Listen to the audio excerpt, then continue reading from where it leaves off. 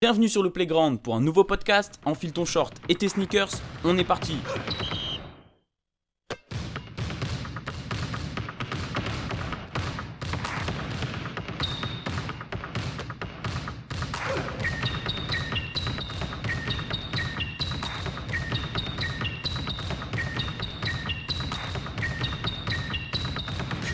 Yo, c'est Lenny. Juste un petit message avant le début de votre émission.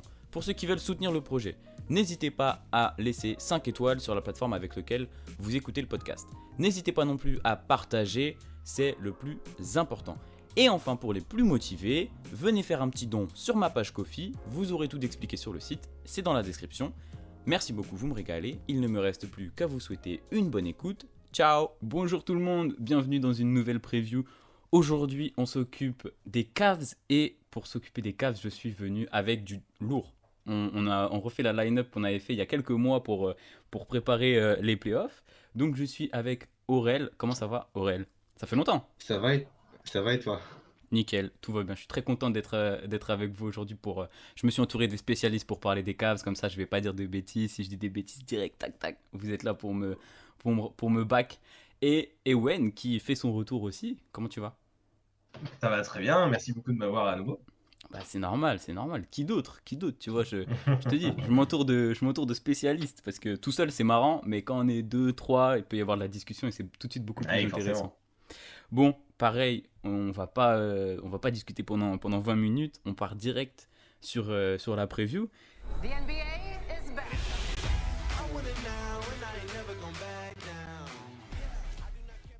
On rentre dans le bain avec ce qui s'est passé la saison dernière, une saison de fou, malheureusement sans playoff, mais ça finit du coup 9ème du coup, après le play-in. 8, si je dis pas de Ouais, bêtises. 8 Parce et qu'on après joue le deux matchs play-in. de play-in. Ouais, c'est ça, 8 et après le Mm. play-in, tu finis aux portes, on va dire, Ouais. des playoffs. Donc 44 victoires, 38 défaites et une saison hyper inattendue. Pour donner la parole, qui veut commencer, messieurs? Aurel, tu te lances? T'étais, même toi, grand fan des Cavs que je te connais, tu Bah, c'est tu t'y vrai attendais que pas. c'est vrai qu'il y a, la plupart des observateurs, tu vois, ils nous mettaient genre 13e, 12e, quelque chose comme ça. Moi, je crois que je nous mettais genre 10e, mais je me croyais optimiste, tu vois, en disant 10e. Au final, on était 8e, sachant que pendant une bonne partie de la saison, on était genre dans le top 4 de l'Est tranquillement. Enfin, tranquillement, t'as compris. Mais bon, après, ensuite, il y a eu les blessures, tout ça, et tu connais la suite. C'était une saison compliquée. Toi, Ewen aussi, t'étais plus côté raison ou plus côté foufou en mode Côté hype? Non, côté non, hype? moi j'étais assez raisonnable aussi. Je disais que 9, entre 9 et 11, je crois, de mémoire pour les projections. Vous les aviez assez haut quand J'espérais quand même. même un play-in avant le début de la saison. J'espérais quand même un play-in. Je pense que c'était atteignable et l'histoire m'a prouvé raison. C'est Mais, ça. euh, mais j'étais pas non plus euphorique à nous mettre top 8 direct comme certains. On est d'accord. Et puis bah du coup, on va parler un peu des joueurs parce que forcément, euh, comment on aborde le truc? Le duo qui a performé très fort durant la saison. Darius Garland évidemment, All-Star. Il a fini quoi dans le top du MIP lui? Top 3? 3. Top 3 ouais. 3. Top 3 du MIP qui a été incroyable. C'est lui qui a porté, on va dire, cette équipe la plupart de l'année avec à ses côtés Evan Mobley, le rookie qui est fou. Pour dire un mot sur le duo, Ewan, je te laisse la parole, nous parler un peu de ça là. C'était trop fort. Ouais, bah Garland était hyper attendu.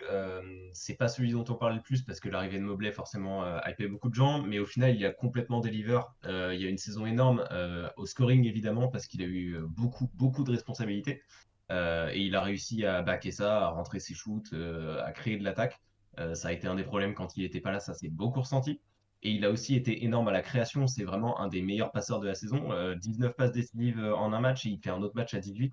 Je crois que c'est deux des 5 meilleures performances, toute la NBA confondue dans la saison. Ça faut demander à Aurel, il doit Euh, avoir ces chiffres. Non, je n'ai pas trop fait les recherches là cette Je ne sais fois-ci. plus exactement, mais je sais qu'il fait un match à 18 passes d'ess et un match à 19, et c'est genre ouais, parmi les meilleurs perfs, toute la NBA confondue. Et juste saison énorme. Et derrière, Evan Mobley, évidemment, qu'on attendait à un gros niveau, mais défensivement, je pense que personne pouvait prédire que ça allait être aussi monstrueux. Il échoue au ROG à un pixel. Enfin, vraiment, ça se joue à rien avec Scotty Barnes. Les deux méritent. Pour Il n'y a aucun mon plus scandale grand dans le fait plaisir. que ce soit Scotty Barnes, mais, ouais. Mais voilà, les deux le méritaient tout autant, sincèrement.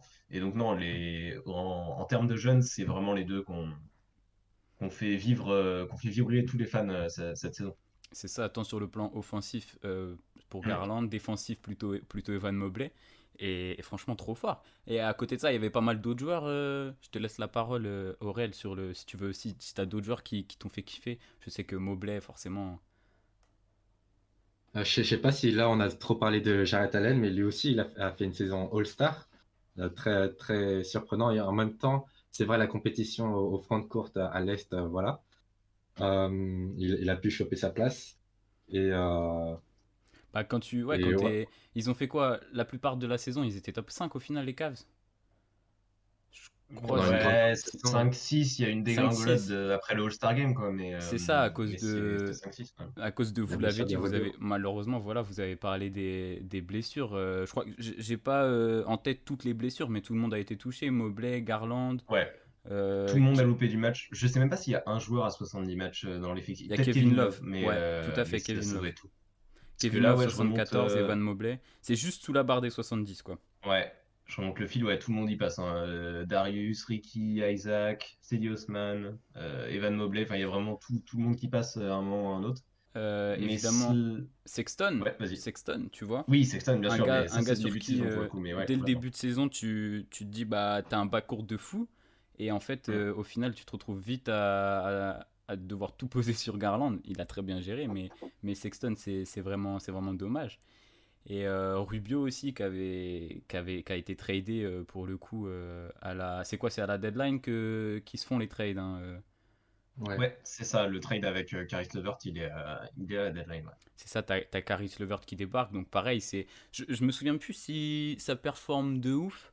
Mais bon, c'est toujours intéressant de choper Caris LeVert contre 3 fois rien, quoi. Ouais, c'est clair. C'est compliqué, Caris LeVert, sur la saison dernière parce enfin, il arrive dans un effectif qui est charcuté, concrètement, par les blessures et qui roule déjà sans lui depuis le début de la saison. Il n'a pas réellement d'entraînement. Enfin, l'intégration dans l'effectif, elle est assez compliquée.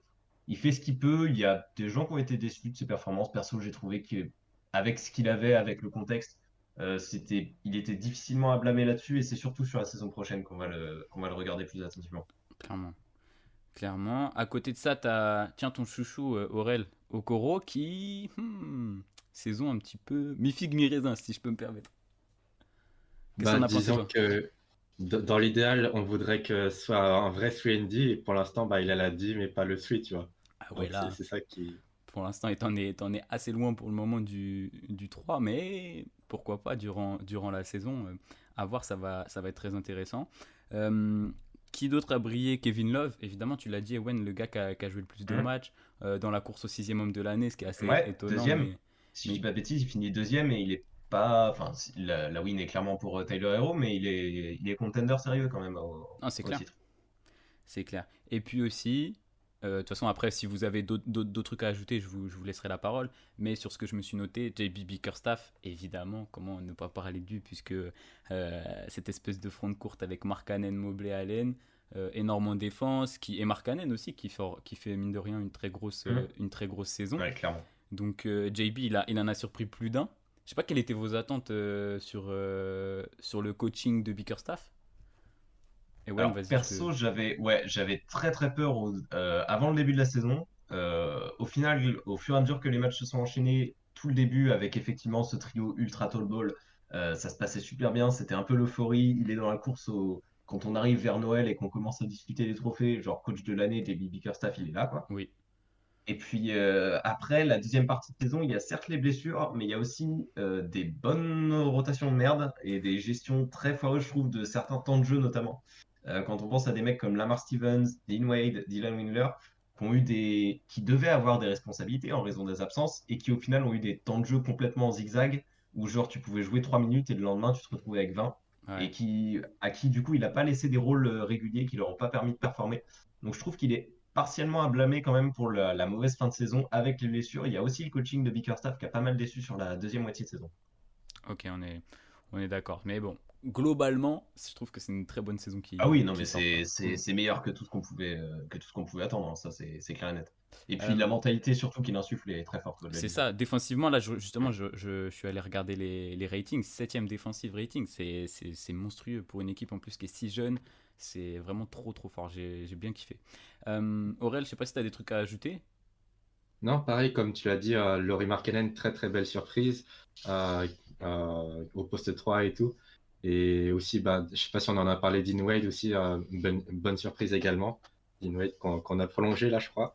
Ah, bah, Mm, bon, de toute façon, on fera exactement. chaque chose en son temps, mais C'est ça. Et du coup, tu finis, on l'a dit tout à l'heure, tu finis au play-in. Tu as 2 matchs pour tenter de te qualifier au play-off. Et malheureusement, les Nets. Alors, je me souviens pas exactement des matchs, mais je sais que les Nets, tu t'es fait démonter dans le premier quart et que ça a été compliqué de revenir derrière par un KD et Ouais, tu te bats un jusqu'au bout, Kyrie. mais. Ils étaient complètement phénoménaux sur le match, de mémoire. Mm. Et Atlanta, je vous avoue que je me souviens pas. Mais bon, tu as un manque d'expérience clairement dans cette équipe Ouais. et c'est compliqué, quoi. Sur un match, aller battre Trae Young et tout. C'est chaud. Sur le match des Hawks, t'as un truc à rajouter ou... Ouais, bah juste effectivement la première mi-temps contre les Hawks c'est très très bonne et derrière Trae Young sort un show invraisemblable en deuxième mi-temps et on n'arrive pas à suivre. Et puis il y avait un petit peu quand même la frustration du match de Brooklyn, je pense, dans les têtes parce qu'au final, même s'ils dominent pareil, la première période, on passe pas si loin de revenir, hein, ça finit que à 7 points d'écart. Ah ok, ouais, je me Donc, souvenais pas. voilà. Mais effectivement, déception de ne pas aller en playoff, mais rien de scandaleux non plus après la saison qui venait de s'achever, surtout avec le contexte du play. Ouais, c'est clair.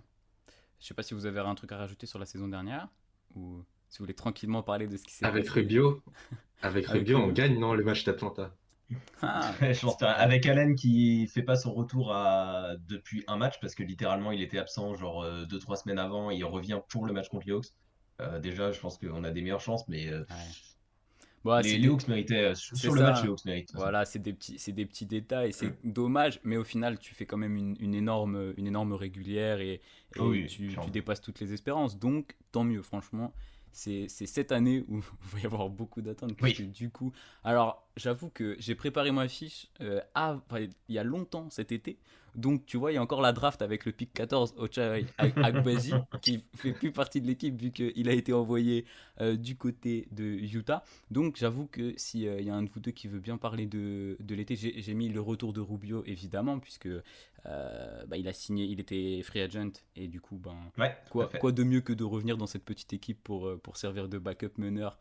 Ça va être nickel. Et l'arrivée de Robin Lopez aussi, si je dis pas de conneries, mais ça a peut-être changé Mm. depuis. Donc, Ewen, je veux bien que tu prennes la main, j'avoue, sur ce qui s'est passé sur Ouais, l'intersaison. pas de souci. Et ben effectivement, l'intersaison elle démarre. Alors je vais te donner la date précise parce que c'est le même jour qu'on a l'arrivée de Rubio, de Lopez, enfin le retour de Rubio, hein, l'arrivée de Lopez et l'arrivée de Neto. Les trois moves sont faits le même jour et c'est le 1er juillet qu'on a ces trois moves-là, qui sont les trois premiers moves de l'intersaison. Donc Ricky Rubio re-signé pour 3 ans à 18 millions. Et puis après, il y a deux minimum vet d'1 an pour Lopez et Neto. Et déjà, c'est un très très bon début d'été de la part de Kobe Alban. Tu Clairement. ramènes Rubio qui avait fait kiffer les fans et qui avait l'air de bien se plaire à Cleveland. Et en plus de ça, tu rajoutes deux vétérans qui vont être précieux en cas pour chapeauter les jeunes évidemment. Et puis même en cas de blessure, c'est des joueurs corrects à avoir dans ta rotation, Lopez et Neto. Clairement. Voilà, déjà l'été commence là-dessus et c'est trois bons moves. Je sais pas si on passe sur les suivants ou si on peut Bah, s'attarder un peu dessus, si tu les veux gars. rajouter un truc, Aurel, après, globalement, il n'y a pas eu 3000 trucs cet été, à Non, part bah après ça, il va y avoir deux, trois signatures à parler et puis et un un petit monsieur sur trade. le poste 2, mais, mais Un sinon tout ça petit va être tout, échange. ouais. Ouais, voilà, c'est ça, c'était assez calme. Mm. Aurel, si tu veux parler de Rubio ou de Lopez ou continuer sur Moi, je le... trouve ça très drôle qu'on ait trade Rubio contre le Vert pour ensuite que Rubio revienne gratuitement, enfin, entre guillemets gratuitement. Du coup, c'est tout J'avoue que bénef, hein. ça c'est très bon. Après, ouais, après, Ouais, puis ça bénéficie à Indiana aussi, hein, c'est c'était pas ça. un mauvais move pour eux. C'est ça, c'est vrai qu'Indiana, même si, enfin, de toute façon, bon, à Rubio, il allait pas perdre son temps là-bas, quoi. Ou pour Mm. chapeauter, c'est bien de chapeauter Tyrese Haliburton, mais c'est moins, le projet il est moins intéressant que celui des Cavs à l'heure actuelle, donc c'est plutôt cool. Tu me disais des petites re-signatures, bah oui, vous avez parlé de Dean Wade tout à l'heure. Ouais. Alors, on a parlé de Dean Wade, ça c'est enfin c'était il y a vraiment quelques jours même, limite, ou une semaine. Avant ça, il y a quand même la re-signature de Garland, 5 ans, 193 millions. Le max, Bah ouais, voilà, sur le jeune qu'on a du coup de signer jusqu'en 2029. logique. Voilà, sécuriser la star, le leader de cette équipe cette saison, donc logique, rien à redire. Et du coup, on arrive effectivement au gros trade de Donovan Mitchell. Je sais pas si tu veux le présenter ou si Aurel veut en parler. Vas-y, bah, si Aurel, t'as la description, parce que je te dis, moi j'ai rien. J'ai juste écrit trade de Donovan Mitchell, c'est tout. Ça marche. Parce Ouais, que moi j'ai un peu les Donovan détails, Mitchell, mais Aurel, vas-y. bah là, j'ai pas les détails sous les yeux, mais je vais faire de mémoire. On va voir si je suis un vrai fan ou non. Allez, Ça Alors, marche. Donovan Mitchell, on l'a tradé donc contre Colin Sexton, qui a donc quasiment pas joué de la saison, c'est vrai ça. contre Lauri Markkanen, qui a fait un très beau Eurobasket, mais bon, voilà, c'est l'Eurobasket, et contre Ochai Agbaji, qui n'a jamais joué chez nous, du coup, C'est ça. et des pics, j'imagine. Ouais, Et c'est tout. complètement. Il y a du pic, il y a beaucoup de pics. 3 pics de premier tour non protégés 2025, 2027, 2029 et 2 pics swap en 2026 et Ah ouais. 2028. Et le Donc, Jazz, tu vois que c'est. Comment il s'appelle le gars de Boston qui a repris les commandes là-bas, hein, parce que. Euh, Mince. Bon, c'est pas il est grave. connu en plus. Ouais, c'est pas grave. Mais tu vois leur, que. leur ancien coach, tu veux dire Le... là Ouais, pas Stevens, mais merde. bon, c'est pas grave, ça nous Son nom reviendra peut-être m'échappe. après. Non, c'est pas grave. Mais ouais, tu vois que le Jazz, ils ont pris tous les pics possibles à Minnesota, tous les pics possibles de Cleveland. Donc c'est très fort. Moi j'aime beaucoup cette arrivée. Bah, tout le monde aime, je pense, cette arrivée. On va en parler juste après. J'ai quelques doutes sur d'un côté du terrain. J'avoue que ça fait un peu flipper, surtout sur la saison qu'on vient de voir. Mais au global, en fait, t'en vois, à part les pics, Markkanen qui fait une bonne saison, Sexton qui joue Hmm. pas, un rookie qui a été drafté. Ce trade, il est parfait, non, Ewan? Ouais, oui, oui, il est nickel. Concrètement, par rapport à la saison dernière, tu perds Markkanen, tu rajoutes Donovan Mitchell. Donc pour Oui, moi, à c'est ça. partir de là, il n'y a pas. Et tu fais un pari sur ton futur parce que tu lâches des pics de draft, donc tu assumes clairement que tu vas être compétitif à partir de maintenant.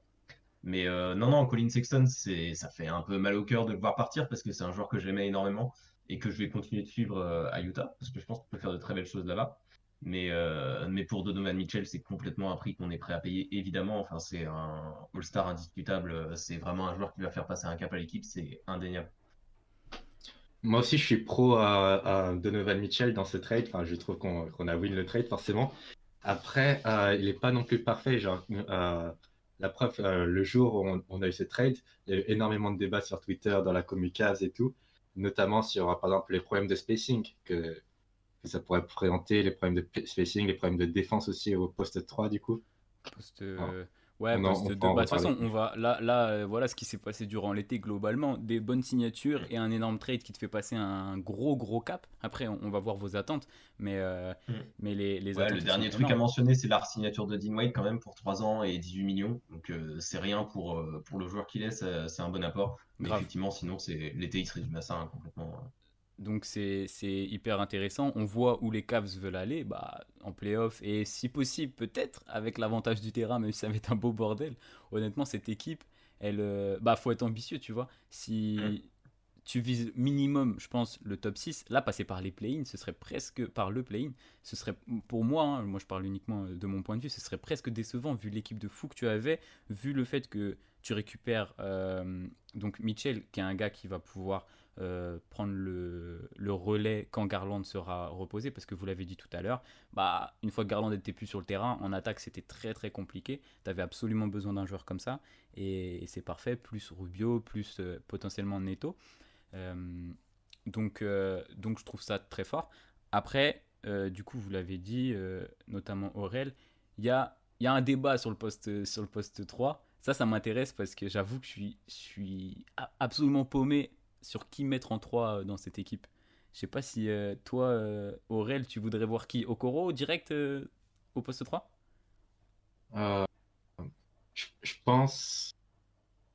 Bah, je pense au début, il va mettre Okoro et puis après, enfin, toi, de toute façon, c'est forcément adapté en fonction du match-up. Tu vois, tu peux pas non C'est plus sûr. tout le temps mettre Okoro, tout le temps mettre Dean Wade, vu que, par exemple, là, là, je pensais peut-être par exemple aux Lakers, tu vois, où tu as LeBron, Davis et un autre pivot au front de court. C'est compliqué d'avoir quelqu'un de la taille d'Okoro pour défendre sur du LeBron, tu vois. Ouais, bon, en vrai, ça peut le faire, hein, vu ce qu'il nous a montré défensivement. Toi, Owen, tu serais partisan de mettre qui directement? Alors, pendant longtemps, j'ai été plutôt pro Coro, mais je commence à me dire que Dean Wade, c'est peut-être la bonne option pour la plupart des matchs. Cela dit, pas négliger non plus l'option Caris LeVert. Alors, on a vu qu'un seul match de pré-saison pour le moment, mais c'est lui qui était starter en 3. Mm. Et ça peut faire une ligne extérieure meurtrière offensivement avec Garland et Mitchell, qui pose plus de questions défensives évidemment. Mais c'est une option que JB Bickerstaff a l'air de considérer. Personnellement, je partirais plutôt sur Dean Wade quand même, qu'apporte de la défense et plus de taille qu'Okoro. Potentiellement un shooting un peu meilleur aussi. Mais on va voir, comme l'a dit Aurel, ça dépendra des match-ups. Et si Okoro passe un step, il y a moyen que en fait ils disent bah non les gars, c'est moi le 3 indiscutable et puis c'est tout quoi. Ouais, Donc c'est clair. ça reste à voir. C'est ce qu'il faut. En fait, il faut juste qu'il rendent ces trois. Et, y a pas, et je pense qu'il n'y a plus de débat. Ouais, et qu'il soit plus agressif aussi. Là, on l'a vu un peu sur le match de précédent, c'était cool. Genre, qu'il n'hésite pas à attaquer le cercle. On l'a vu trop hésitant, trop souvent. Ouais, Alors qu'il a le physique il a pour, les pour qualités. aller chercher de la faute, pour aller mettre des dunks et tout. Donc, ça se joue pas que à 3 points, je pense, pour Okoro. Mais oui, c'est l'axe majeur Ça va être le plus important parce d'amélioration, c'est que clair. avec Mobley et Allen dans la raquette, il te faut du spacing. C'est hyper Ah important oui, dans c'est la clair. NBA actuelle. C'est clair. Donc, tu vois, il te faut du spacing. Tu sais que Garland va pouvoir. Il fait pas une saison presque en 50, 40, 90 lui l'année dernière en plus d'être Pratiquement, trop pas fort. tout à fait, mais ça se joue à pas grand-chose. Ouais. Ouais, donc il te faut ça et ouais, et j'avoue que j'ai toujours pas. Je pense au Koro, ouais, ou Dean Wade. Parce que tu voyais l'option Caris LeVert offensivement, ça fait rêver clairement. Et ce sera le cas sur certaines phases, c'est sûr, Ah bah ce oui, sera c'est fou. c'est certain. Mais par contre, ouais, j'avoue que défensivement, cette équipe, elle me fait pas peur, mais on est encore sur un backcourt qui est assez petit finalement. Et j'avoue qu'avec les backcourts petits, j'ai du mal. Quand tu vois certains backcourts en NBA à l'heure actuelle, Garland et Mitchell, je sais pas, ils font quoi, 1,90? Je suis même pas Ou un sûr. grand max, hein. Ouais, Ouais, ouais, grand max. j'ai pas les tailles exactes, mais ils font à peu près la même l'un comme l'autre. Et je pense que ça m'étonnerait pas qu'ils soient tous les deux même légèrement en dessous du 1,90 m. Peut-être pas Mitchell, mais Ouais, enfin, ils sont dans cette zone-là, quoi. En tout cas, c'est sûr que c'est un backcourt minuscule. c'est ça. Donc ça va gérer offensivement. Et défensivement, il y aura plus de mal. Je sais, sur vos attentes concrètement, toi et Ewen, tu les vois passer par le play-in ou ça va direct en play-off Je pense qu'on a quand même grave les moyens d'aller accrocher un playoff direct. Si ça doit passer par le play-in, ça passera par le play-in. Pour moi, en fait, la saison, on peut dire qu'elle est réussie à partir du moment où on va en playoff. Peu importe la manière, ce serait mieux sans le play-in. Mais si ça doit passer par le play-in, ça passera par le play-in. L'Est, c'est quand même très, très, très costaud cette année. Et ce qui va être important, c'est que les gars puissent avoir une expérience de playoff. Parce que là, Mitchell en a, Love en a, mais tout le reste, quasiment, c'est de l'inconnu. Peut-être Caris LeVert a fait les playoffs avec Brooklyn ou Jarrett Allen, mais j'en suis Ouais, même pas certain. Caris LeVert, l'année où il y a, Euh, il y a personne dans cette équipe-là, où Peut-être justement il y ouais, Rubio a aussi, un peu, non? oui, Rubio Rubio. T'as des a gars, dû t'as, jouer les t'as des gars playoffs, qui ont de voilà. l'expérience. Mais putain, que ce serait tellement cool pour Garland, pour Mobley, pour Okoro, pour tous ces gars-là de voir ce que c'est vraiment les playoffs, quoi. Donc ça va vraiment être l'objectif cette saison. On est d'accord. Aurel, pareil, faut viser haut. Viser la lune pour atteindre les étoiles. Ouais, bah tu vois, pour moi, les Cavs, ça fait partie de ces équipes-là où genre, je serais pas étonné qu'elles soient huitième et je serais pas étonné non plus qu'elles soient premier, tu vois, de leur conférence. Premier. Oui, Premier genre, petit étonnement quand même, Wow. attention, légère, T'avoue, légèrement. t'avoue que s'ils sont premiers, par, vous l'aurez entendu ici, hein. par rapport au fait que, par rapport à l'année dernière, en fait, par rapport à leur statut d'équipe jeune, entre guillemets, tu vois. Mais sur le papier, moi, je serais pas étonné qu'elles passent soit premier, soit huitième. Enfin, le range est grand pour moi. Bah ouais, en vrai, t'as de la profondeur. T'as des mecs qui sont capables de scorer, quelques mecs qui sont capables de défendre. Surtout sur ton fond de courte, ça peut être énorme. Mais on sait que malheureusement, ça suffit pas. Et ouais, des gars d'expérience. Tu l'as dit, tu rajoutes un Donovan Mitchell qui, si t'atteins les playoffs, ça peut être mortel parce que il a montré des choses incroyables en post-season. Et ça peut faire kiffer. Petit doute ou pas sur JB Bickerstaff cette année, Ewen, avant le début là? Pas pour l'instant, non. Ça va vraiment dépendre de s'il arrive à faire des rotations pas trop binaires en fait. Pour moi, rien que ça, s'il arrive à équilibrer les 5 pour avoir toujours un Garland ou un Mitchell sur le parquet, ou avoir toujours un Allen ou T'es un Mobley obligé. plus ou moins, tu vois. Mais s'il commence à nous sortir des 5 majeurs sur le banc et tout le banc sur le terrain et inversement, ça va être vite très très compliqué de le défendre cette saison. Ouais, non, impossible. J'attends de voir, mais je pense qu'il peut répondre aux attentes quand même. Ouais, avec ce qu'il a montré en début de saison dernière, je t'avoue que Mm. moi je suis curieux parce qu'il y a pas mal de questionnements sur les rotations, machin. C'est comme, je sais plus de quelle équipe on parlait, mais quand t'as beaucoup de choix comme ça, quand t'as une équipe profonde, tu peux te faire plaisir et avoir des 5 assez Complètement. Ouais. étonnants et te dire, ah en fait ça marche bien. Donc j'avoue que j'espère que ce sera un point positif en tout cas sur la saison des CAF. Ça passera par là aussi pour tenter d'accrocher le top 4. Pourquoi pas. J'avoue que j'aimerais bien qu'ils soient top 4 les Cavs. Il faut que je me fasse un tableau avec mes prévis, mais il y a moyen, il y a moyen. Et je voulais dire aussi, parce qu'en ce moment, si je dis pas de bêtises, parce que j'ai vu, t'as Mobley qui est blessé. Ouais, tout à fait. Faudrait pas que ce soit comment on dit, que ça revienne, Récurrence. ouais, une récurrence. Voilà, c'est pas mal ça. Faudrait pas que ce soit une récurrence. T'as vu la saison rookie. Il a joué combien de matchs au final? À peine 70, c'est ça? Bon, c'est bien quand même. Ouais, j'ai pas le chiffre exact, mais il joue un peu moins de 70 parce qu'il se blesse au moins 2 fois, je dirais. Euh, mais oui, oui, il a quand même joué la plupart des matchs cette saison.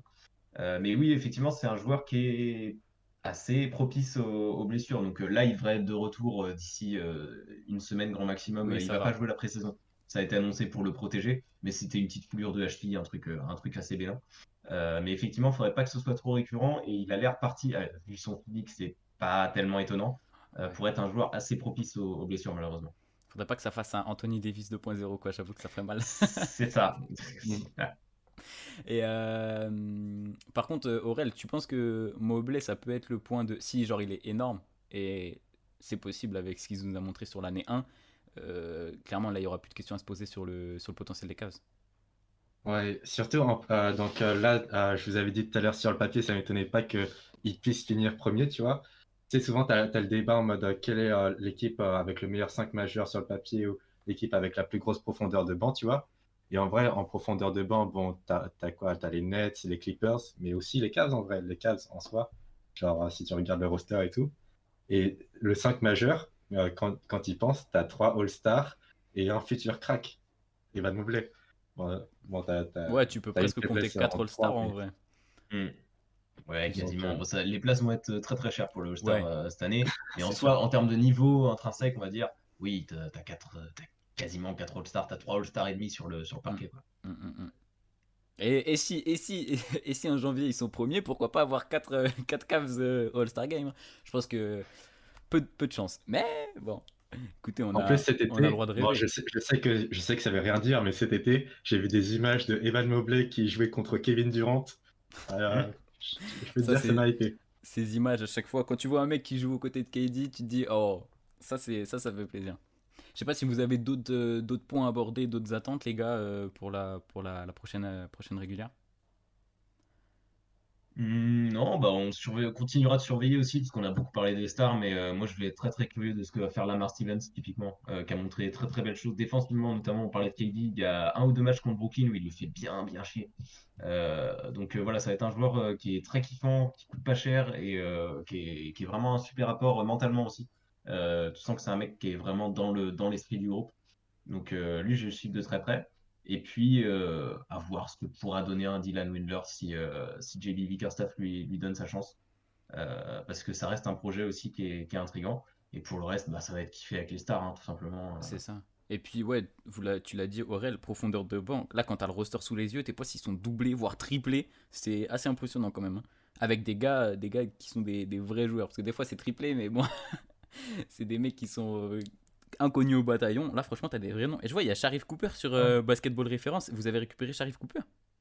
Ouais, contrat de training camp. Et là, il a fait le premier match de pré-saison contre les Sixers. Ok. Bon, on va voir ce qu'il va donner, mais c'est toujours une option marrante à avoir en bout du banc. On Ça peut est, toujours servir. on est d'accord. On est d'accord, c'est une belle option marrante. C'est le bon terme, je pense.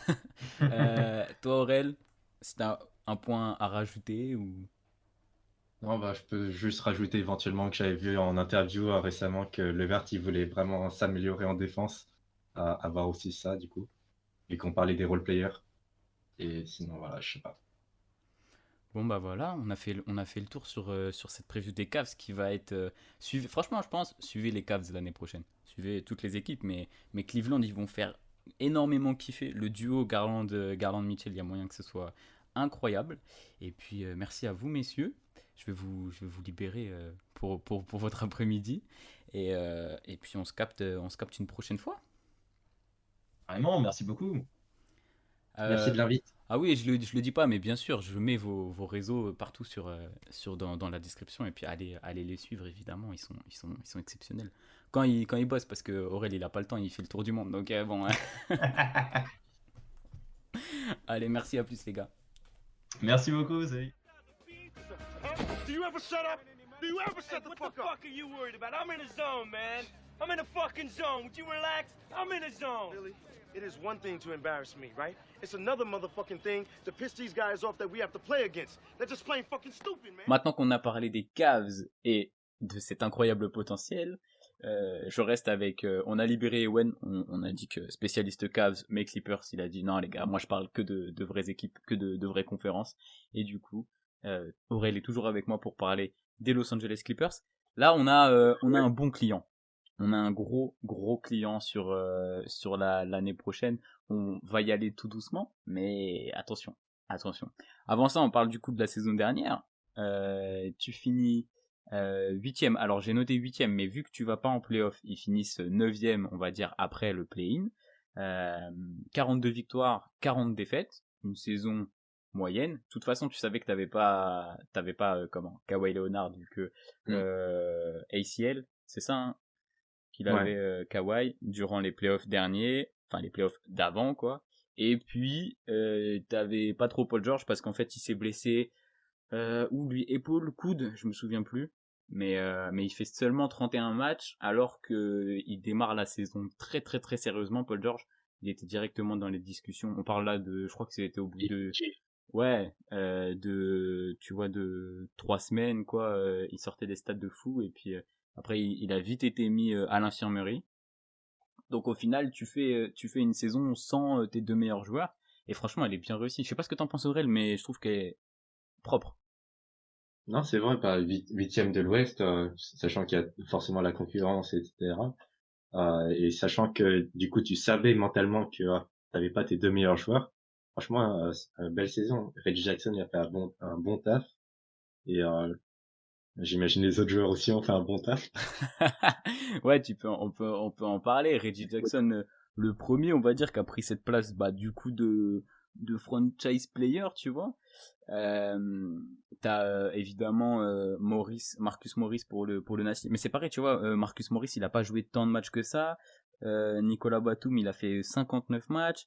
Au final, t'as pas, on va dire, tes meilleurs joueurs font pas le plus de matchs, mais ça a été hyper solide. Ça c'est, je vais regarder les ratings parce que je les ai pas en tête, mais une défense de fou, tu vois, 8ème meilleure défense de la saison. Ça jouait dur, ça épuisait l'adversaire physiquement tous les soirs. Avec du coup Reggie, Marcus Morris, Terrence Mann, t'as des gars comme on l'a dit Batum, Ivica Zubac qui fait une bête de saison dans la raquette. Ouais. Terrence Mann qui a joué 81 matchs. Ouais, Terrence Mann, tu vois, qui confirme ses playoffs 2021 parce que on s'en souvient le Jazz qui se fait malmener par Terrence Mann. En sortie de banc, t'as eu des gars hyper intéressants. Luke Kennard, obligé d'en parler. Je sais pas si tu te souviens, mais il a été incroyablement clutch, incroyablement fort. Et si ma note est bonne, j'ai un 45% à 3 points. C'est ça. Tourné à 44,9% à 3 points, sachant qu'il prend 6 tirs à 3 points par match, ce qui est pas énorme comme volume, mais ce qui est très intéressant. Et puis t'as Hartenstein, on en avait parlé. Du coup, il est allé où Hartenstein? Chez les Knicks, donc on en a parlé avec Mathieu, qui fait une bête de saison en sortie de banc derrière Zubac. Je sais pas si t'as d'autres trucs à dire sur les Clippers la saison dernière. Non, pas spécialement. T'as le petit trade quand même, vu que dans le poil. Côté Portland, comment il s'appelle, Joe Cronin, il a décidé de faire exploser son roster. Donc, tu t'en profites pour envoyer tes fonds de poche. Franchement, j'ai même pas noté la contrepartie, mais tu fais venir Norman Powell et Robert Covington, ce qui est énorme. Je sais plus s'ils ont joué beaucoup, mais en tout cas, ils s'adaptent Norman tranquillement. pas trop, mais- Il n'y avait pas d'histoire de blessure aussi. Ouais, ça joue 23 Ouais, matchs. Ça joue pas énormément. Mais, de toute façon, c'était, on va dire, une année de transition. Tu jouais là sans Kawhi, tu voyais ce que ça donnait. Bon, petite déception quand même, parce que cette équipe, elle avait le potentiel pour accrocher les playoffs. Et au final, tu te fais sortir d'abord par Minnesota. Vu que tu finis 8ème, ouais, c'est ça. Tu te fais sortir par Minnesota sur le premier match de play-in. Patrick Beverley en feu. Ah ouais, Patrick Beverley. Cette espèce de fou après le match. Je crois que Paul George, il était énorme sur le match des Wolves, mais au global, Minnesota était meilleur. Et pas de bol en plus, après pour affronter les Pels, tu te retrouves avec un Paul George qui peut pas jouer, tu sais, puisqu'il avait Covid. Donc, comment on dit, isolement, tout ça, bref. Tu peux pas compter sur ton meilleur joueur pour le match, on va dire, le plus important de l'année. Et au final contre les Pels, t'es trop juste, et puis tu fais pas les playoffs. C'est dommage. Honnêtement, je sais pas si t'as des souvenirs d'où tu les plaçais à peu près les Clippers. C'est vrai que c'était pas facile sans Kawhi, mais Je sais plus du tout où je les avais prédits, entre guillemets. Mais ouais, c'est le genre d'équipe, j'imagine la fanbase, elle est un peu frustrée, surtout quand ils voient à quel point c'était serré en soi, tu vois, les playoffs à l'Ouest, enfin les playoffs en général, enfin cette NBA en général, tu vois, c'est dur de prédire un vainqueur, tu vois. Et par exemple là, cette année, c'était les Warriors qui ont gagné, mais c'était pas la meilleure équipe des Warriors de tous les temps, tu vois. Donc il y a plein d'équipes, tu vois, comme ça, comme les Nuggets, comme les Clippers, qui peuvent se dire, ah, si on avait été healthy, peut-être on aurait pu taper ces Warriors. peut-être. Mais malheureusement, tu finis ta saison en avril, et tu peux aller faire de la pêche. Je sais que c'est l'une des activités préférées de Paul George, donc bon, écoute, il a dû se régaler. il a dû se régaler pour pêcher. Et t'arrives tranquillement à l'intersaison. Bon, comme les Cavs, t'as pas une énorme intersaison, t'as pas beaucoup de changements. Par contre, t'as des changements bien sérieux. À la draft, tu récupères déjà petit Moussa Diabaté, le français. C'est un second tour, je crois. J'ai pas noté son choix de draft, mais de mémoire, c'est un second tour qui est un intérieur poste 4. C'est ce qu'on se disait tout à l'heure avec Aurel, poste 4, qui, je pense, après c'est un rookie, et vu les attentes sur les Clippers, il jouera pas beaucoup, mais ça peut être le seul gros gars assez grand que tu peux mettre derrière Zubac sur ton poste de pivot. Donc à voir ce que ça donnera. Le plus important, l'arrivée de John Wall quand même. Aurel, je te laisse un petit mot là-dessus parce que c'est énorme. Ouais, c'est encore un gros nom, entre guillemets. Enfin, à l'époque où il était à son prime, franchement, c'était incroyable, tu vois. Il rivalisait avec des Westbrook, toute la concurrence qu'il y avait à l'époque. Mais du coup, c'est marrant, vu que j'avais pas beaucoup préparé de stats et tout sur les Cavs là. Mais pour John Wall, j'avais vite fait préparer une petite stat entre guillemets, tu vois, genre sur ses 5 dernières saisons. Donc sachant que bon, une saison c'est environ 80 matchs, allez, on va arrondir à 75 matchs parce qu'il y a eu des saisons bizarres. Donc sur les 5 dernières saisons, il a joué 113 matchs. Ouais, donc c'est l'équivalent de 30%, disons. C'est rien du tout. Ah ouais. 30%, tu imagines 30% sur 5 ans. En plus, c'est pas comme si on disait, bon, il a fait une saison blanche, et non, c'est galère sur galère. L'année dernière, il jouait pas du tout. 2 saisons blanches, je crois. Oui, en plus, parce que l'année dernière, il joue pas un seul match, je crois, avec les Rockets. Oui. C'est l'année d'avant où il avait joué un peu, et cette année, il s'était mis d'accord pour dire, bon, c'est fini. Franchement, tu chopes John Wall pour 13 millions sur 2 ans, c'est cadeau. On va voir, parce que, quel âge ça lui fait à John Wall, tiens? J'ai même pas regardé. C'est un 90, donc il a 32 ans. Il est né en septembre 90, donc il a pris 32 ans là. Si mes calculs sont exacts, je parle sous ta gouverne. Ouais, 32, ouais. Et donc c'est encore entre guillemets assez jeune, vu les gars maintenant ils jouent jusqu'à 36, 37 ans et plus Ouais. pour les meilleurs. Donc si ça revient bien, attention au fit, c'est hyper dangereux. Je sais que le podcast que j'avais fait avec Mathieu et Jello, on parlait des joueurs qu'on voulait voir, il en faisait partie et c'est hyper logique quoi, parce que tu l'as dit, c'est encore un gros nom. T'ajoutes un John Wall à une équipe où t'as déjà Kawhi, Paul George, Covington, Norman Powell. Cet effectif il est dingue et du coup bah si ça clique ça peut aller très très loin et en plus tu l'as aussi dit sur ses meilleures années, alors je pense pas qu'il ait ses meilleures années mais il rivalisait avec les meilleurs meneurs, c'était l'un des meilleurs meneurs et il tournait à quasi 10 passes de moyenne, donc dans cette équipe il a largement de quoi tu vois, peut-être il serait un peu moins punchy qu'avant mais il peut distribuer du ballon en balle et faire des grosses stats à la passe, je pense l'année prochaine. John Wall. À côté de ça on a quelques prolongations. Tu prolonges Batum, Covington, Zubac, c'est à peu près tout, je crois. Un petit mot Aurel sur les prolongations. Bah, c'est des bonnes prolongations. Là, tu me disais les noms comme ça, et je me disais oui, c'est une bonne idée à chaque fois.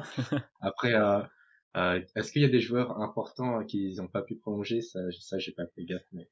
Il y a sur ce que je me suis noté, le principal départ qui est chiant, et on en parlait tout à l'heure en off sur le poste de pivot, c'est Isaiah Hartenstein du coup qui a signé à New York, tu sais.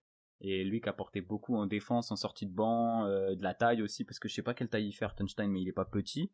Ils Et avaient pas Ibaka à un moment? Enfin, je sais pas si c'était l'année dernière ou il y a 2 ans. C'est le non, gars Ibaka, il était du côté des Bucks, je crois, cette année. Hein.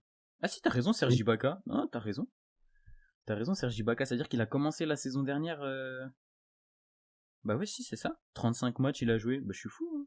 Enfin, Bien qu'il a joué. fait Bucks, Clippers, et ensuite il est reparti quelque part. Bonne mémoire, très très bonne mémoire. Donc c'est ça, c'est dommage quoi. Tu perds un gros pivot entre guillemets euh, que tu pouvais faire sortir du banc derrière Zubac. Même si on va le voir, je pense que ça va beaucoup jouer small ball, puisque t'as énormément de joueurs qui sont là pour ça. Ça peut être compliqué. Les soirs où t'as Joel Embiid ou Nikola Jokic, évidemment, bon, vous connaissez les gros pivots de la ligue, pour aller défendre, je suis pas sûr que un Marcus Morris ça fasse le boulot, quoi, tu vois. Ouais. Après, ce qui est intéressant, c'est qu'il y a beaucoup de d'ailiers arrière et dans cette ligue, on aime bien un peu les équipes à la Raptors où il y a plein de joueurs qui peuvent switch ball, tu vois. Enfin, Grave. Les ça, c'est Raptors, vrai. on en a pas, j'en ai pas encore parlé, mais les Raptors, ils font kiffer avec cette équipe. Les mecs, ils font tous la même taille, c'est trop marrant. C'est trop marrant. Du poste 2 au poste 5, ils sont tous pareils. Donc c'est hyper drôle. Et, ah oui, je me permets sur la petite note, salaire garanti 196 millions, sachant que le cap est à 123 et que la luxury tax, je crois, c'est que 140 ou 150, un truc comme ça, 140 et des brouettes. Mais Steve Ballmer, parce que la stat elle est sortie quand j'ai dû reprendre ma fiche, je crois que c'est le proprio le plus riche de NBA, non? Ah ouais. Je crois que j'avais vu ça. Si, en tout cas, je l'ai noté. Je me trompe peut-être. Vous me reprendrez pire vous m'enverrez des messages en me disant que je me suis trompé, mais je crois que Steve Ballmer c'est le proprio le plus riche de NBA. Donc, écoute, il peut se permettre un petit 196 millions Tu vois, de salaire. récemment, j'avais lu un thread sur Twitter qui a les éléments clés qui ont fait la réussite de la dynastie des Warriors. Et un élément sous-coté auquel on parle pas trop, tu vois, c'est le fait que bah le proprio, ils se disent pas de problème, je paye la luxury tax, je vais peut-être me ruiner, mais let's go. Et c'est pour le bien de l'équipe. Et au final, bah voilà, ça a payé. Bah oui, clairement, puisque ouais, bah ouais. En fait, il faut que t'aies un propriétaire qui ait pas peur de. Mais après, hein, c'est des contrats logiques, tu vois. Quand tu vois Kawhi et Paul George, ils prennent tous les deux 42 millions, donc à eux deux 84. Tu vois, enfin voilà, c'est des joueurs qui ont largement le niveau à la hauteur du contrat. Norman Powell à 16 millions, Marcus Morris, c'est des joueurs qui sont importants. Donc en fait, t'as personne qui est trop payé dans cette équipe. Bon, forcément, quand t'as une saison blanche de Kawhi, ça fait chier. Mais, euh, mais t'as aucun mec qui est surpayé, c'est complètement logique, je trouve. Et du coup, on peut tranquillement se projeter sur la saison prochaine. Euh, je rentre direct dans le tas, Aurel. Est-ce que c'était favori pour le titre de 2023, tout simplement? Le titre. Ouais. Oh, C'est dur. Ah, les questions, elles font mal ici. Ah ouais, j'avoue. Euh, Favori, non. Mais ouais, c'est très très solide. C'est c'est le genre de... De toute façon, il y a tellement d'équipes comme ça en mode s'ils gagnent le titre, t'es pas étonné. Mais ils font pas partie de mes favoris à titre personnel, Ok. mais que je ne te dirai pas. Je garde la surprise. Mais voilà. Tu m'as vu venir. En Tu m'as vu venir. grosse équipe. On est d'accord. Après, donc moi, j'avoue, ça fait partie de mes favoris pour le. Je sais pas si je dois faire un top 3. Il y a les Bucks, les Clippers, je sais pas qui je pourrais mettre d'autres. Les Warriors pour leur propre relève. Mais honnêtement, par contre, sur la saison, tu vois, tu m'en parlais tout à l'heure, il y a pas mal de gens qui les voient peut-être top 1, top 2. Je suis pas sûr de ça. Est-ce que tu penses pas qu'on va plutôt vers une saison de load management? T'as Kawhi qui va revenir de blessure. Alors, même si on a vu physiquement Kawhi il est prêt. Pour moi, même avec du load management, enfin, je sais pas si je peux dire maintenant où je les vois, mais entre 3 et 5 minimum, tu vois. Genre 5 Ouais. grands minimum, tu vois. Ok. Ça Pas faut, descendre. faut que ça chope l'avantage du terrain au premier tour des playoffs quoi. Ça. Ça c'est le plancher des attentes. Mais ouais, je pense qu'on est d'accord, tu vois, même si je les vois pas forcément premiers, oui. S'ils commencent à galérer, à être dans le 5, 6e, peut-être play-in, là on va se poser de sacrées questions parce que au-delà d'avoir un potentiel 5 majeur de malade, t'as une profondeur, tu disais tout à l'heure, les postes ils sont doublés, triplés par des gars qui sont hyper sérieux. Quand tu vois les noms, franchement cette équipe elle fait flipper. Donc ça va être très très sérieux. Qu'est-ce que j'ai sur mes notes? Ouais, c'est pour ça que je parlais de load management parce que tu veux pas perdre une 3e saison en fait. Là, ça fait déjà t'as Leonard qui est blessé en 2021, donc tu vas pas au bout de tes attentes. Saison blanche. Paul George cette année qui fait 31 matchs. Là, les gars, ils vont entamer leur 3e saison à Los Angeles. Tu vois, on parle souvent de fenêtre de tir. Est-ce que ça serait pas une des meilleures équipes que les Clippers aient jamais eu, tu vois? Et surtout que là, Reggie Jackson est en fin de contrat. Bon, peut-être qu'il pourra re-signer après, mais il n'empêche que là, t'as quand même une belle opportunité. Faut la saisir. Ah bah là, la fenêtre, la fenêtre, c'est une baie vitrée là pour les Clippers, hein, parce que vu l'effectif, je peux te dire que ouais, le meilleur roster, je pense que c'est de loin le meilleur roster que les Clippers ils aient jamais eu, hein, parce que tu sais, on parle souvent des Clippers comme l'équipe de losers quoi, derrière les Lakers machin. Et là dernièrement ça joue bien, mais honnêtement t'as un roster qui vend du rêve. Et du coup, ouais, je disais, et tu l'as bien dit, même en faisant du load management, ils ont largement la profondeur pour gérer, puisque c'est ce qu'ils ont fait presque toute la saison dernière. Reggie, Terrence Mann qui va continuer de se développer en sortant du banc et qui va être très sérieux. Luke Kennard, t'as l'un des meilleurs shooters de la NBA à l'heure actuelle. Marcus Morris qui va jouer poste 4, poste 5. Et ouais, on disait tout à l'heure, attention au poste de pivot. Ça peut être, tu penses, le point faible de cette équipe si on doit en trouver un? Parce que si on cherche un peu les points faibles, il n'y en a pas énormément. Ouais, bah moi, tu vois, je m'étais préparé une phrase tout à l'heure mentalement, une bête de phrase. C'était les Clippers, c'est une équipe avec beaucoup de certitudes et beaucoup d'incertitudes.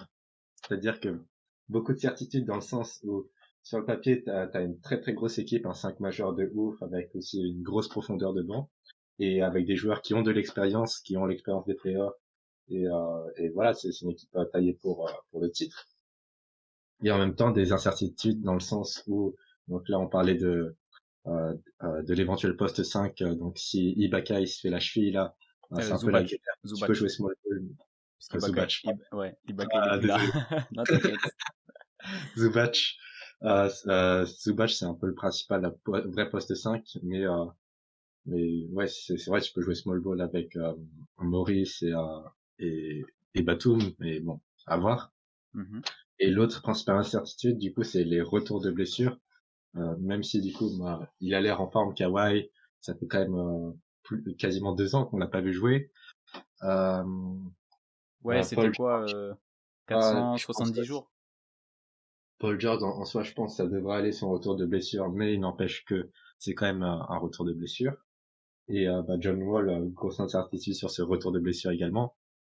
Donc voilà, C'est les... Ouais, c'est vrai. Hein. C'est vrai que c'est... Bah, de toute façon, c'est souvent le cas, mais t'as un pet dans cette équipe, et malgré la profondeur, ça peut encore faire capoter le projet, et tu te retrouves à pas jouer les playoffs, ou à te faire sortir au premier tour, et à être très décevant.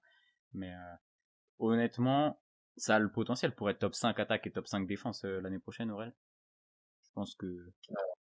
ouais, Hmm. Avec John défense, Wall à la baguette de tout ça, s'il revient bien. le truc, tu vois, défense, c'est aussi beaucoup du collectif plus que plusieurs individualités exceptionnelles comme Paul George et Kawhi. Mais c'est vrai que comme l'année dernière, tu m'avais dit, ils étaient bons défensivement déjà. Ouais, Il y a 8ème. Rajoute, Rajoute Kawhi et Paul George à une équipe qui est déjà 8ème. il y a déjà cette mentalité de bons défenseurs, donc ça devrait aller. Offensivement, t'as pas de doute? Ou c'est plus là où tu vas te dire, attends, comment il s'appelle déjà? Tailou, potentiel coach de l'année, honnêtement. Franchement, il a su nous surprendre, il a su sortir quelques cartes dans sa manche. Je pense qu'offensivement, ça va rouler tout seul, ou va falloir, il y a peut-être des questions à se poser aussi Pour à la ce niveau-là. régulière, non, pour la régulière, je vois pas de souci si les gros joueurs ne loupent pas trop de matchs, il ne devrait pas y avoir de souci offensivement. Ouais, Ouais. oui, c'est ça. En Hein. régulière, T'as raison. de gros systèmes. T'as raison. Parce que sur l'année dernière, en fait, c'est parce qu'il n'y a pas les gros joueurs que l'attaque est galère. Alors que là, il y a peu de chance. T'as autre chose à rajouter, ou je crois qu'on a fait le tour là, c'est bon. Hein. Les Clippers, Ouais. ils sont assez effrayants comme ça. Je pense que de toute manière, bon, on peut en faire, on peut en parler pendant des heures, mais ça va être Toi, bien. tu les mettais combien? Top 4 minimum aussi? Ouais, minimum. Hein. Minimum. Et mais pas top 1, top 2, top 3. C'est dur aussi parce qu'on parlait de l'Est, mais c'est dur aussi à l'Ouest entre Denver, évidemment les Warriors, Memphis, les Suns. Tu sais pas trop à quoi t'attendre. Pels et Wolves aussi, c'est des équipes un peu qui peuvent Ouais, surprendre. c'est clair. Pelicans, peut-être pas directement top 4, mais ouais, les Wolves avec l'ajout de Rudy, ça va être... de toute façon, j'en parlais avec Rémi de Spurs France, un petit bisou. C'est compliqué, enfin, il y a une hype sur cette année, sur l'année qui arrive. Je trouve que plus ça va, plus les saisons elles sont folles, tu vois. Et là, on est clairement dedans en préparant tout ça, en se disant, ah ouais, alors attends, comment on va faire, qui va être premier, qui va être deuxième, machin. C'est bien chaud. Ça qui est beau. Bah ouais, grave, on est d'accord. Aurel, merci d'avoir participé à ces petites previews avec moi. C'est un plaisir. Toujours un plaisir. Plaisir de te retrouver, un plaisir de t'avoir pour le podcast. Même pour parler des Clippers, dont tu n'es pas forcément un plus grand fan. Mais pour une fois que je suis pas malade. C'est vrai, parce qu'entre le Tour d'Europe, tes petits problèmes de gorge, tout ça, là je suis content de t'avoir, tu vois, ça me fait plaisir. Donc allez envoyer de l'amour à Aurel sur ses réseaux sociaux. Je mettrai évidemment sa page, et puis on se capte durant la saison pour quelques matchs. N'hésite pas, tu me dis si tu veux participer à une des previews qui est pas encore sortie.